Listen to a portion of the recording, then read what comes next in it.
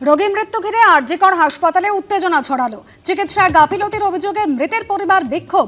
হাসপাতালে মোতায়েন সিআইএসএফ এসে পরে পরিস্থিতি সামাল দেয়। হাসপাতালের বিরুদ্ধে অভিযোগ দায়ের করা হবে দাবি পরিবারের।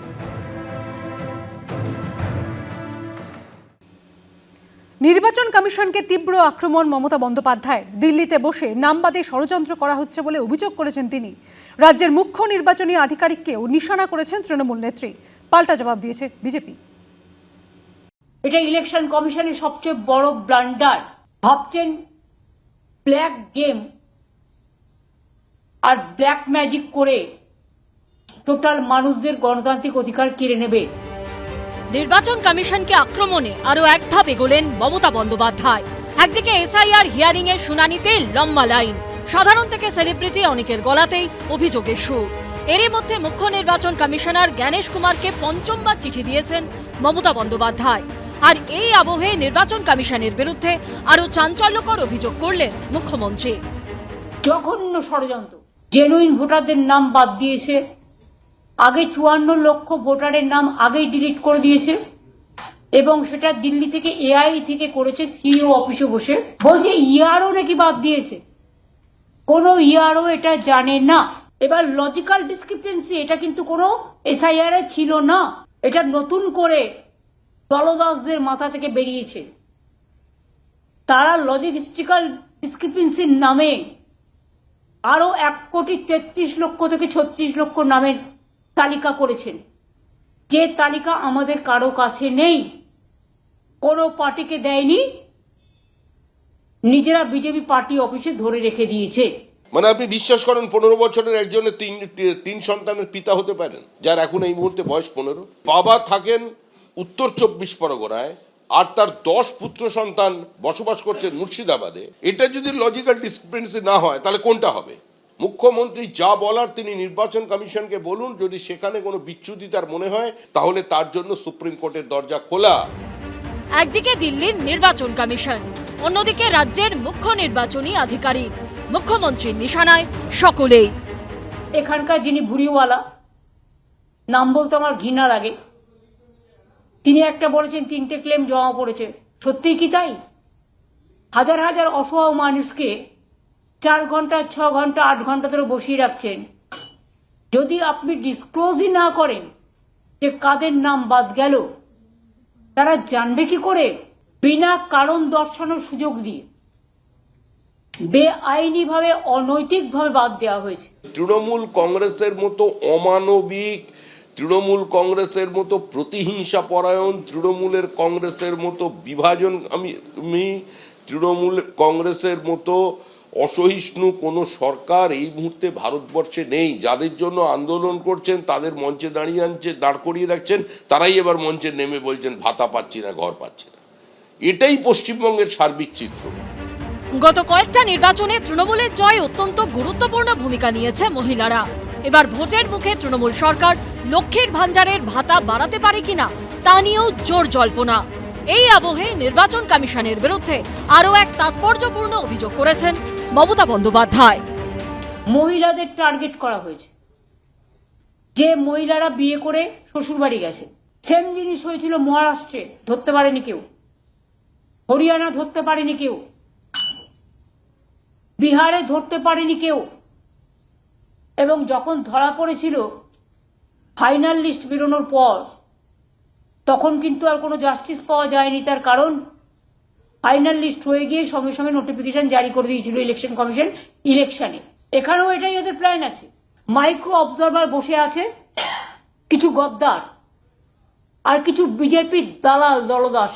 সেটা মুখ্যমন্ত্রী বুঝতে খুব ভালো করে পেরেছেন বলেই তো তিনি পঞ্চায়েত নির্বাচনে বিএলওদের নামিয়ে শেষ মুহূর্তে বিজেপির জেতা জেলা পরিষদ, পঞ্চায়েত সমিতি এবং গ্রাম সভার মহিলা জয়ী সদস্যদের রাত্রি 1টা পর্যন্ত অপেক্ষা করিয়ে রেখে, যার 2 বছরের বাচ্চা রেখে তাদের পুনর্গণনার নামে তাদের জয়টাকে বাজেয়াপ্ত করেছেন। এটা মনে রাখা দরকার। এত সন্ত্রাস, এত খুন, বিডিওদের দিয়ে ভোট লুট করানোর পরেও, গণনা কেন্দ্রে না ঢুকতে দেওয়ার পরেও 11,000-এর বেশি আসনে বিজেপি প্রার্থীরা জিতেছেন এবং তার মধ্যে অধিকাংশ মহিলা। 14 ফেব্রুয়ারি চূড়ান্ত ভোটার তালিকা প্রকাশিত হবার কথা। তার আগেই সংঘাতের পারদ সপ্তমে। সুমন ঘরাই ও দীপক ঘোষের রিপোর্ট, এবিপি আনন্দ। এসআইআর এ জীবিত মৃত নিয়ে বিতর্কের আবহে বাঁকুড়ার তালডাংরায় বিজেপি নেতাদের গাড়ি থেকে মিলল প্রায় 4000 ফর্ম 7। আর ওই গাড়ির ছবি দেখিয়ে মঙ্গলবার মমতা বন্দ্যোপাধ্যায় অভিযোগ করেন বিজেপি ও নির্বাচন কমিশন মিলে মানুষের গণতন্ত্র চুরি করছে, মৃত দেখিয়ে নাম বাদ দিতে চাইছে। আর এই নিয়ে পাল্টা জবাব দিয়েছে বিজেপি। এসআইআরে এবার 7 নিয়ে সংঘাত, বিতর্কের কেন্দ্রে ফর্ম 7। এসআইআরে খসড়া ভোটার তালিকায় এমন অনেককে মৃত বলে দেখানো হয়েছে যারা জীবিত, ফলে হয়রানির শিকার হয়েছেন তারা। এসআইআরে জীবিত মৃত নিয়ে এই বিতর্কের আবহেই এই দিন বাঁকুড়ার তালডাংরায় বিজেপি নেতাদের গাড়ি থেকে মিলল প্রায় 4000 ফর্ম 7। এই ফর্ম 7 কি?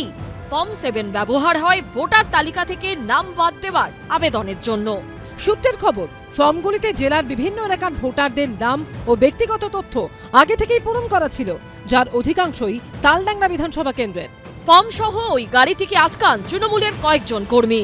পুলিশ সূত্রে খবর, গাড়িটিতে 5 বিজেপি কর্মী ছিলেন। ঘটনাস্থল থেকে 2 জনকে আটক করা হয়েছে, বাকি 3 জন পালিয়ে যান। বাজেয়াপ্ত করা হয়েছে ফর্মগুলি। এদিন ওই গাড়ির ছবি দেখে মমতা বন্দ্যোপাধ্যায় অভিযোগ করেন বিজেপি ও নির্বাচন কমিশন মিলে মানুষের গণতন্ত্র চুরি করছে, মৃত দেখিয়ে নাম বাদ দিতে চাইছে।